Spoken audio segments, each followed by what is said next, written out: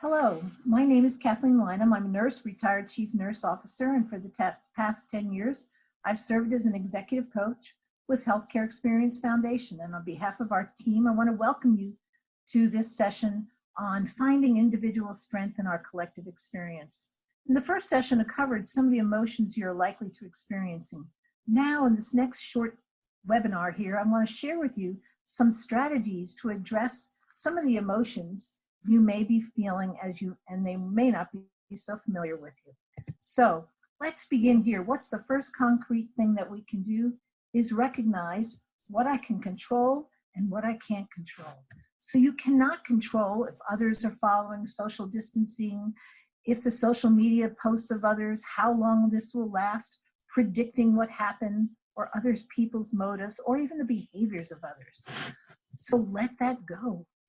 But what you can control is your attitude, turning off the news, finding purpose. And I'm going to talk a little bit more about finding purpose because that's important. Finding fun things to do at home, another important thing. How I can follow the CDC recommendations, and what I think is really important, my own kindness and grace. The next thing to think about, once you know what you can control, is let's find your perspective. How long it feels like COVID-19 will last. The truth of the matter is, it feels like it's going to last forever, and actually, it is going to end. This is not permanent or forever. But we understand it's like having jumped off a cliff and not knowing when or how we will land. Will it be soon?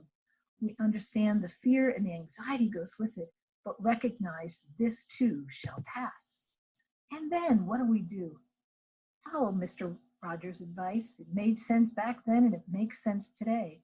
When I was a boy, he says, and I would see scary things in the news, my mother would say to me, look for the helpers. You will always find people who are helping. Think about that. Who's helping you at home? Who's helping you with meals and with shopping? Who's helping you at work? Who do you hope is working when you go in? Who's the team that makes you smile? When you go into the store, when you go to the community, when you get on for your Zoom meetings, think about who your helpers are. That will bring you comfort and help you to move forward. And we know igniting your spirit is probably the most important tip here. Now, I've left the answers blank here because it's going to be different for each and every one of us. So when you think about what makes you feel better, what brings you calm and peace?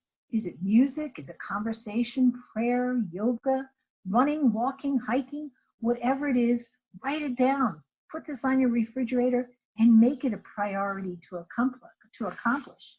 Now, what we do know is that what motivates you at work, and those of us who find mission and purpose in work, our spirit is ignited when we're able to fulfill that mission. So most of us in healthcare have altruistic motivation, helping others, contributing to a greater good. Let's be mindful how you're living that out each day. Now, if one of your motivations is to be at home, to be a good, loving parent, think about how you do that. You read a story, play a game, hold the kid in your lap, watch a movie together. We are all making memories in this pandemic. How will your kids, your family remember you? Is this family time or scary time? What can I do to help myself and others going for work? Mindfulness, taking the time to be mindful and purposeful in our daily actions can also keep our inner flame alive. When arriving at work, can I think about my purpose, mission here and look for how I'm fulfilling it? Daily huddle in the morning, begin with a huddle. Look for the patient that you know you were there to take care of. At the end of the day, share that with others. I know I was meant to be here today for so-and-so.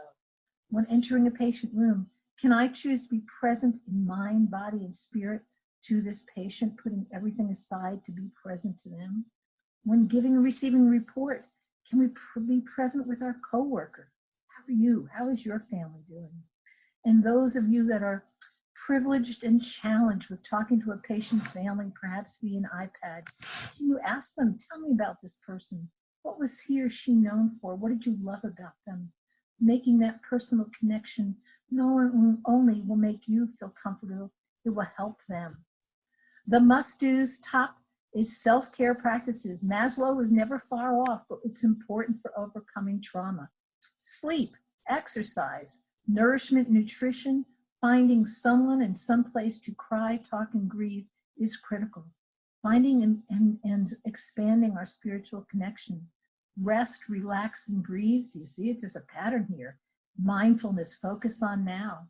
I just want to take a moment to reflect back on the sleep part, because personally, and the peers that I have that are continuing to work have all shared the challenge in sleeping about nightmares. And today, April 15th, in the National Geographic, there's an article that says the pandemic is giving people vivid, unusual dreams. The social isolation, the change in everything is causing people around the world to have nightmares and vivid dreams. You are not alone. And remember what we talked back in the first session about naming those feelings, identifying those feelings so you can let them go is the only way that you can get to, and I quote them, quote, peace of mind equals peaceful dreaming. So my friends, talk about those emotions, let them go and move on. And finally, we know that we don't want to push you about looking for good, but finding your silver lining is probably hard right now. But those that have been through trauma and have survived, if you will, sustained trauma, and that is you, when they are able to look beyond or look through and find a silver lining, healing begins. So let me help you a little bit. Think about the community. Thank you to all in the front lines who've helped flatten the curve. This is the hospital I work with. Every day they post how many patients are going home. And the left here is community saying thank you to our caregivers. Up on the right here is a hospital in North Carolina, and it's called Gratitude Lane. Every night different restaurants are supplying meals so people when they leave have 2 meals to take home because they know they're exhausted after working all day. And so we've got to move forward, right? One step at a time. Now we've given you tips. Name your feeling, find your helpers, know that you're not alone, be purposeful in your actions, and certainly be gentle and slow with yourself when you're ready. But there's one last thing we want you to talk about. And we know that leaders, extraordinary leaders, are extraordinary learners. And so I want you to just take a second to think about, what did you learn? What do you want to take with you? When you think about that, let's think about what we want to forget. Certainly the craziness and social distancing, how some people have taken it. For many, it might be homeschooling. Dear Lord, don't let that happen to us again. The other half, we're wondering whatever happened to the toilet paper and all the supplies. But what are the things we want to hold to?